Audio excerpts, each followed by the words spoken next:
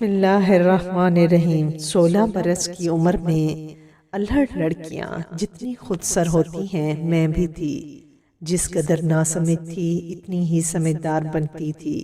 اپنی نادانیوں کو کبھی تسلیم نہ کیا، ماں نے لاکھ منع کیا، زنیرہ باز آ جا، ایک بیوہ کی لڑکی ہے، بات باہر نکل گئی تو رسوا کرنے والے لاکھ ہوں گے، بات رکھنے والا ایک بھی نہ ہوگا۔ مگر میں نے ان باتوں کو ماں کی سادہ لوہی سمجھ کر نظر انداز کر دیا اور بدستور محبت کی پتنگیں پڑھاتی رہی۔ سہانے مستقبل کے خواب دیکھ رہی تھی اور یہ سہانے سپنے مجھ کو ہمارے پڑوسی نذیر کے بیٹے بلال نے ہی دکھائے تھے۔ اس نے کچھ اس طرح سے میٹھی میٹھی باتیں کر کے دل کو موا لیا تھا کہ میں نے اسی کے ساتھ عمر بھر نبھا کا وعدہ کر لیا۔ ماں کیا، اب تو ساری خدائی بھی ہمارے راستے میں آ جاتی تو ہم ایک دوسرے سے منہ نہ پھیر سکتے تھے۔ بلال بلا شبہ میری نظروں میں بے مثال تھا، وہ پرکشش تھا، مردانہ حسن کا مکمل نمونہ تھا۔ مجھے اس کی اتنی چاہت تھی کہ اس کی گہرائی کا تصور سمندر کی گہرائی سے بھی آگے معلوم ہوتا تھا۔ وہ ایسے جذبات تھے کہ ان دنوں کوئی بھی میرے محبوب کے لیے میری جان بھی لے لیتا تو مجھے اچھا لگتا۔ ہماری اور ان کی ایک ہی چھت تھی، ہم راتوں کو چھت پر ملتے، ماں سو جاتی، اسے تو کیا کسی کو بھی کانوں کان خبر نہیں ہوتی۔ چاندنی اور اندھیرا ہمارے رازدار تھے، یہ دونوں ہی ہمارے سنگتی ہوتے تھے۔ چاند رکاوٹ بنتا نہ اندھیرا ہمارے مکانوں کی جڑی ہوئے چھتیں ہماری ملاقاتوں کا سنگم تھی۔ ماں کا معمول تھا کہ وہ صبح کاذب بیدار ہو جاتی، تہجد کے بعد نماز فجر اور پھر تلاوت کے فرائض ادا کرتی، دن بھر گھر کا کام اور فارغ وقت میں سلائی مشین پر محلے والوں کے کپڑے سلائی کرنا۔ یوں پیٹ بھرنے کو چکی کی یہ مشقت ان کو شام تک نڈال کر ڈالتی۔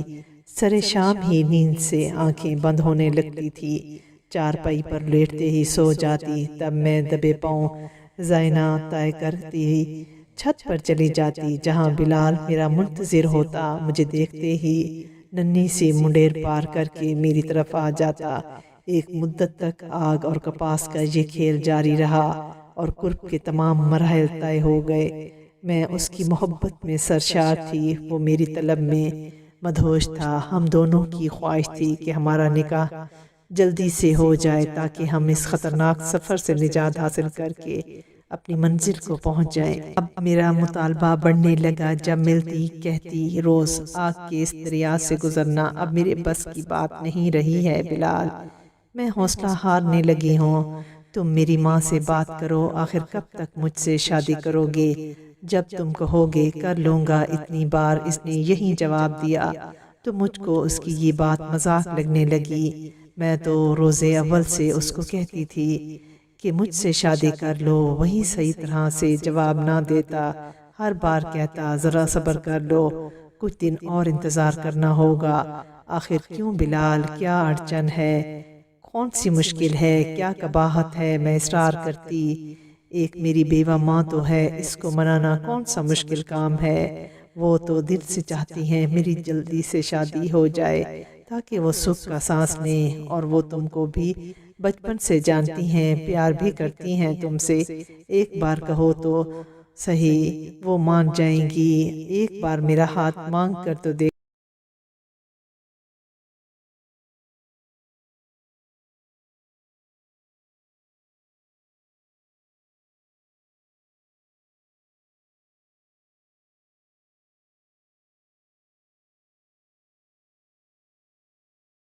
مگر کچھ دن صبر سے کام لینا ہوگا، اب تم صبر کرو تب تک۔ ایسا کہتے ہوئے بلال کا لہجہ اس قدر یقین سے بھرا ہوتا کہ میں بھی یقین کر لیتی، وہ اس موڑ پر مجھ کو دھوکہ نہیں دے گا کہ جب میں اس کے بغیر بن پتوار کی کشتی کی مانند ہو چکی تھی۔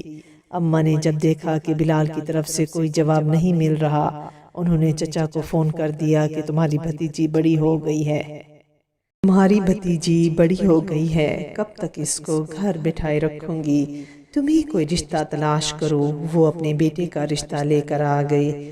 امی نے بے سر و سامانی میں یہ رشتہ غنیمت جانا، برے وقتوں میں اپنے گلے لگا لیں، اس سے بڑھ کر اور کیا خوش نصیبی ہوگی۔ امی کے منہ سے اقبال کا نام سنا تو دل بیٹھ گیا۔ میں بالغ سے شادی نہیں کروں گی ماں۔ کیوں نہیں کرے گی؟ کیا برائی ہے اقبال میں؟ کوئی برائی نہیں ہے، میں بلال سے شادی کرنا چاہتی ہوں، وہ میرے دل میں بسیرا کر چکا ہے۔ نہیں کرے گا تجھ سے شادی وہ؟ میں تیرے چچا کو ہاں کر چکی ہوں، مجھ سے پوچھے بنا ایسا کیوں کیا اماں آپ نے؟ آپ کو ان کو جواب دینا ہوگا ورنہ میں زہر کھا لوں گی۔ میں نے آسمان سر پر اٹھا لیا، ماں سے خوب لڑی، مر جانے کی دھمکیاں دی۔ پہلے تو وہ پیار سے سمجھاتی رہی، جب دیکھا کہ میں ہر دھرمی پر مضبوطی سے قدم جمائے ہوئے ہوں، وہ بنا مجھ سے کچھ کہے بلال کے گھر چل دی۔ واپس آئی تو کہنے لگی آج شام کو بلال آئے گا، تمہارے سامنے ہی اس کے ساتھ ساری باتیں کیے دیتی ہوں۔ تمہارے چچا 1 ماہ بعد شادی کی تاریخ رکھنے آئیں گے۔ اگر بلال نے ان کے آنے سے پہلے 15 دن کے اندر اندر تجھ سے نکاح نہیں کیا تو پھر تمہارے چچا کو تیری شادی کے لیے تاریخ دے دوں گی اور تجھ کو اقبال سے شادی کرنا ہوگی۔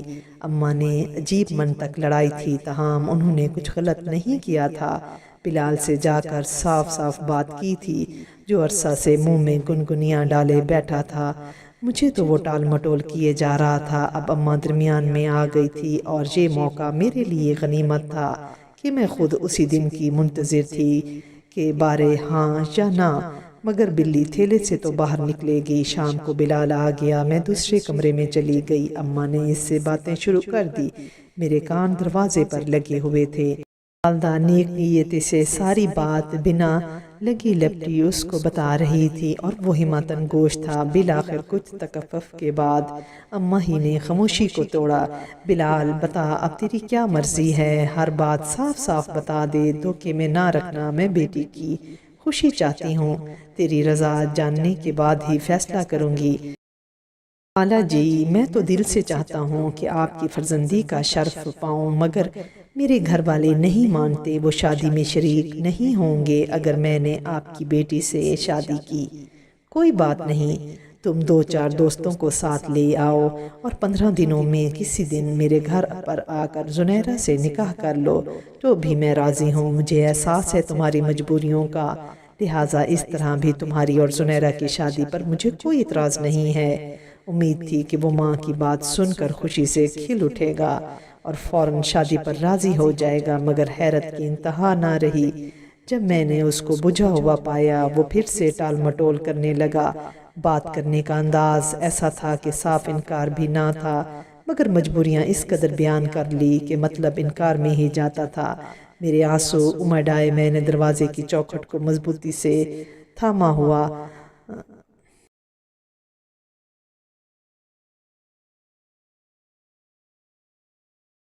میرے آنسو امڑ آئے، میں نے دروازے کی چوکھٹ کو مضبوطی سے نہ تھاما ہوتا تو گر پڑتی۔ سوچ بھی نہیں سکتی تھی کہ وہ اس طرح میری ماں کو دل شکن جواب دے گا۔ بولا خالہ جی آپ کو بہت جلدی ہے تو آپ کو اختیار ہے اپنی بیٹی کی شادی کر دیں۔ میں تو جب اپنی مجبوریوں سے نکلوں گا تبھی شادی کے بارے میں سوچوں گا۔ اس رات جب میں بلال سے ملی خوب لڑی، اس نے پھر سے یہی کہا کہ وہ ایک نامعلوم مدت تک شادی نہیں کر سکتا، انتظار کر سکتی ہو تو کر لو، مستقبل میں میرے حالات سنور گئے تو کسی دن نکاح بھی تم سے ہو جائے گا۔ یہ اس کا کھرا جواب تھا۔ اس روز بلال کے اس جواب سے میرا دل چور ہو گیا، اس قدر توہین محسوس کی کہ جی چاہا زمین میں گڑ جاؤں۔ جب اتنا ہی مجبور تھے تم تو مجھ کو ملاقاتوں کے لیے کیوں مجبور کرتے تھے؟ کیوں غربت کے مرحلے طے کیے تم نے؟ میں تو اپنے دل سے مجبور تھا، تم کیوں آتی تھی میرے بلانے پر؟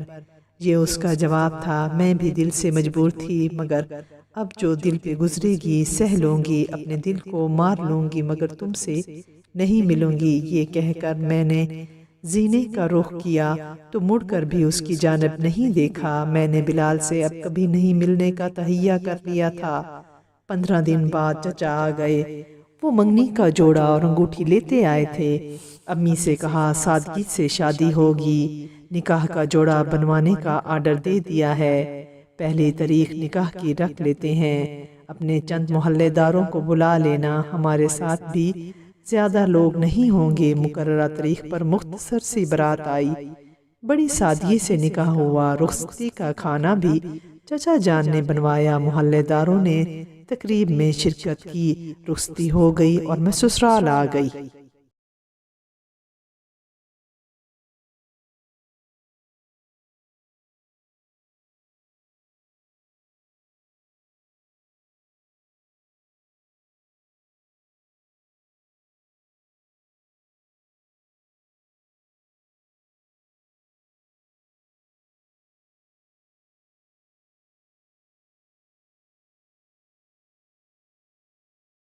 میں نے پھر بھی تم کو اپنایا، کیونکہ مجھے پتہ چل گیا تھا کہ وہ تجھ سے شادی کرنے کا ارادہ نہیں رکھتا، وہ تم کو بے وقوف بنا رہا تھا۔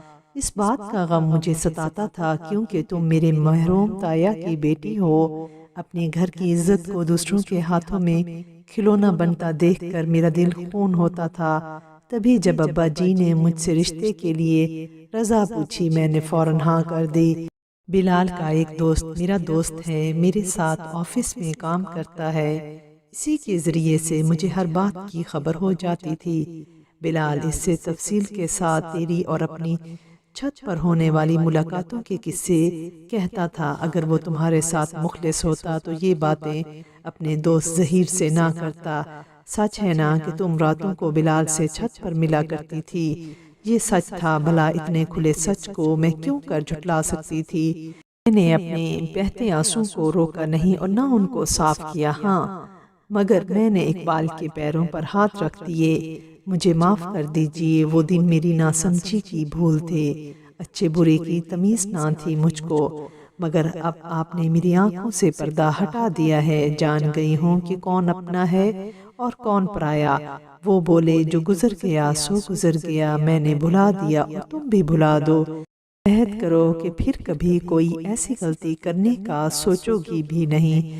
میں نے وعدہ کیا کہ آئندہ عمر بھی ان کی ہی رہوں گی، شوہر اور بیوی کے اس مقدس رشتے کی پاسداری کروں گی۔ بلال سے تو اب مجھے نفرت ہو گئی تھی۔ انسان بھی عجیب مخلوق ہے کہ اس کے ارادوں کو بدلتے دیر نہیں لگتی۔ بڑی بات یہ تھی کہ اقبال نے میرے میکھے جانے پر پابندی نہیں لگائی۔ بڑے صدمے کی بات تو یہ تھی کہ جب اس کی والدہ کو علم ہوا کہ بلال نے امی سے یہ کہہ کر رشتے سے انکار کیا ہے کہ اس کے والدین نہیں مانتے، وہ معذرت کرنے لگی، امی سے گلے لگ کر روئی اور کہا، میں تو دل سے زنیرہ کو اپنی بہو بنانا چاہتی تھی۔ خود بلال نے مجھے روکا، کہا کہ میں کسی اور لڑکی کو پسند کرتا ہوں، اسی سے شادی کروں گا، کیونکہ وہ ایک بڑے باپ کی بیٹی ہے، اس سے شادی کر کے میری تقدیر سنور جائے گی۔ بلال نے لالچ کیا، جبکہ ہم اس کو روکتے رہے کہ زنیرہ ہماری دیکھی بھالی بچی ہے، شادی برابری کے لوگوں میں ٹھیک رہتی ہے۔ وہ سادہ خاتون جب بلال کی نیت سے پردہ اٹھا گئی تو میرے اندر یادوں کے محل بھی جلتے ہوئے ملبے کے ڈھیر بن گئے۔ اس روز تو اپنے لٹ جانے کے غم میں اس قدر روئی کہ جی چاہتا تھا سامنے جلتی ہوئی چتا ہو اور اس میں کود کر ستی ہو جاؤں۔ میری شادی کے 8 ماہ بعد بے وفا بلال نے ہنا سے شادی کر لی اور گھر داماد بن کر ماں باپ کے گھر سے رخصت ہو گیا۔ صدے حیرت کہ وہ اپنی شادی کے بعد اس نے کئی بار مجھے پیغام بھجوایا کہ چھت پر آؤ، مجھے تم سے بات کرنی ہے، مگر میں نہ گئی۔ آخر کیوں جاتی؟ اپنے شوہر کی امانت میں خیانت کی مرتکب ہونے۔ اس کے نزدیک تو میں کھلونا تھی، تو اب بھی کھلونا بن جاتی، جان بوجھ کر خود کو اپلے ایسے جلتی راکھ میں گرانے کے لیے کیوں کر اپنے قدم اس کی جانب بڑھاتی۔ بلال خود مختار تھا، وہ اپنے والدین کے دباؤ میں نہ تھا، چاہتا تو مجھے اپنا سکتا تھا۔ میری ماں نے رضامندی دے دی تھی، اس کے گھر والوں کو بھی کوئی اعتراض نہ تھا۔ بڑا منصف ہے، اس نے انصاف کیا۔ ہنا کو دولت کا گھمنڈ تھا، بلال کی زندگی کو کیا سدھارتی وہ؟ اس کے غرور نے بلال کی عزت نفس کو پارا پارا کر دیا۔ تبھی وہ ایک لٹے ہوئے جواری کی طرح ماضی کے راستوں پر لوٹ آنے کی آرزو میں دیوانہ پھرنے لگا، اپنی بہن کے ہاتھ سندیسے بھیجنے لگا۔ میں جانتی ہوں کہ اس نے کیا ضروری بات کرنی تھی مجھ سے، اپنے ضمیر کی خلش کو مٹانے کے لیے مجھ سے معافی مانگنی تھی، یا پھر دوسری وہ بات جو میں سوچ بھی نہیں سکتی تھی، وہ یہ تھی کہ میں اپنے مہربان جیون ساتھی کو چھوڑ کر واپس لوٹ آؤں، مگر یہ ایک دیوانے کا خواب تھا جو کبھی پورا نہیں ہو سکتا تھا، کیونکہ اب وقت گزر چکا تھا۔